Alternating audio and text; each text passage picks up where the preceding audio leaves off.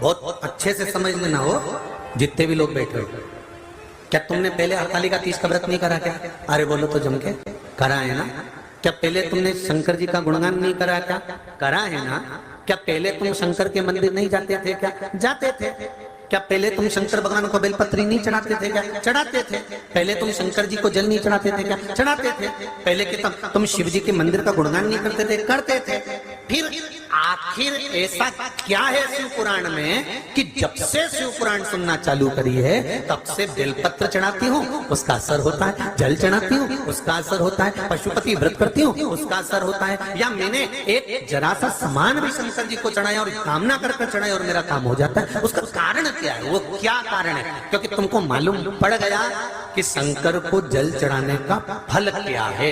तुमको मालूम पड़ गया कि सिर की गोली यही है, इसको खाऊंगी सिर दर्द बंद हो जाएगा। पैर की गोली यही है, इसको खाऊंगी पैर का दर्द बंद हो जाएगा। तुमको मालूम पड़ गया कि शंकर भगवान की 5 बेटियां जया, विषहरा, सामरीबारी, दौतली, देव ऊपर की ओर विराजमान है, अशोक सुंदरी सामने विराजमान है, गणेश जी कार्तिक के पास में बैठे हुए, माता पार्वती जी का हस्त कमल पर शिवलिंग रखा हुआ है। ये सब तुमको मालूम पड़ गया और चढ़ाने का तरीका मालूम पड़ गया कि बेलपत्री कैसे चढ़ाना है, जल कैसे चढ़ाना है, दूध कैसे चढ़ाना है, दही कैसे चढ़ाना है, पंचामृत कैसे चढ़ाना है। ये तुमको भान होता चला गया, ये तुमको ज्ञात होता चला गया।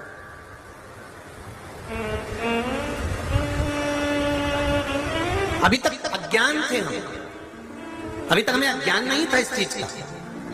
हम जाते जरूर थे शिव मंदिर, हम जाते जरूर थे शंकर के मंदिर, पर हमको ये नहीं मालूम था कि शिव जी पर जल चढ़ाने का इतना फल है।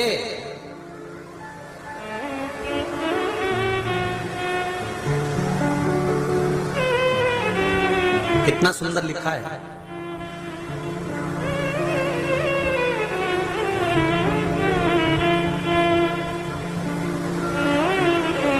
नारद पंच व्याख्यान के अंतर्गत एक बहुत सुंदर बात का वर्णन आता है।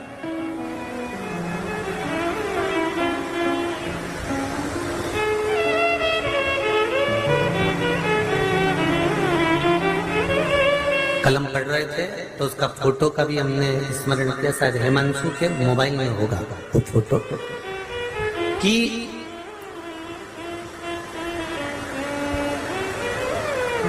कलम पढ़े तो उसका स्मरण ध्यान में आ रहा है कि वैष्णव आचार्य परम रसिक वैष्णव आचार्य अपनी लेखनी में लिखते हैं, देवर्षि नारद उसका वर्णन करते हैं कि जिस नगर में, जिस गांव में, जिस खेड़े में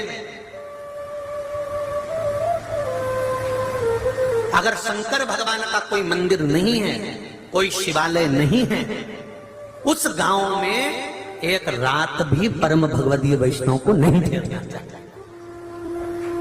उस गांव में परम भगवदीय वैष्णव को एक रात्रि भी नहीं ठहरना चाहिए जहां शिव का शिवालय नहीं हो।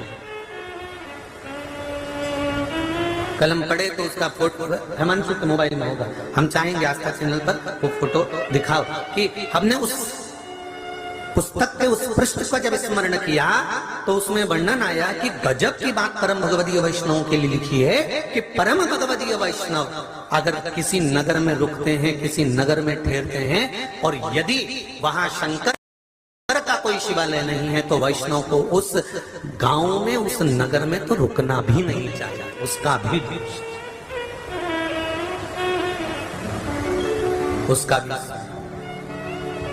भारत। अच्छा उधर साइड में है क्या? हाँ वहीं पे खड़े होके हिला दीजिए, कोई दिक्कत नहीं। हाँ हिला दीजिए। श्री शिवाय नमस्ते।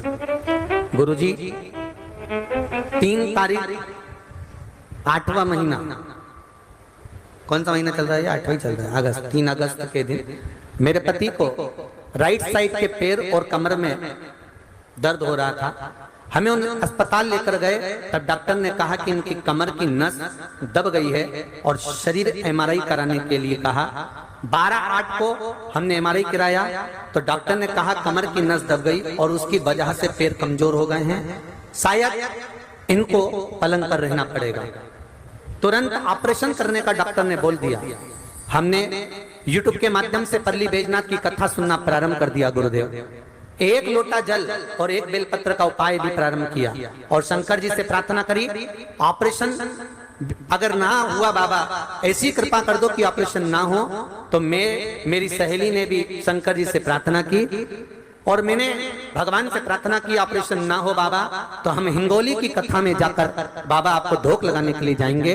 अगली जांच करवाई और जांच करवाने के बाद डॉक्टर ने कह दिया ऑपरेशन की जरूरत नहीं है। श्री शिवाय नमस्तोभ्यम।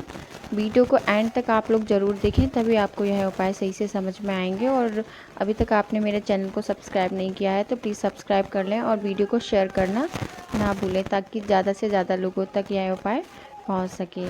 धन्यवाद।